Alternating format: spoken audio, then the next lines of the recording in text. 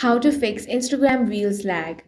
If you're experiencing lag while trying to view Instagram Reels, then in this video I will guide you some simple steps to troubleshoot and resolve the issue.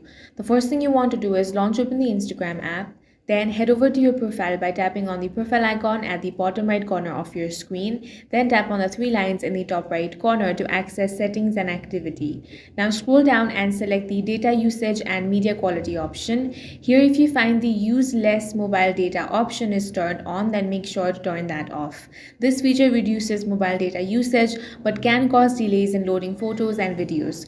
Turning it off may fix the lagging issue. Next thing you want to do is clear cache. For that, open up your settings, then tap on apps. Now from this list of applications, find Instagram, select that. Now tap on storage, then tap on clear cache. If your problem is still not fixed, then you want to check your internet connection. Make sure your Wi-Fi or mobile data connection is strong and stable. Instagram Reels require a fast connection to load smoothly, so a slow or unstable connection might be cause of the lag. That's all for this video. If you found it useful, make sure to hit the like button and subscribe for more videos like this.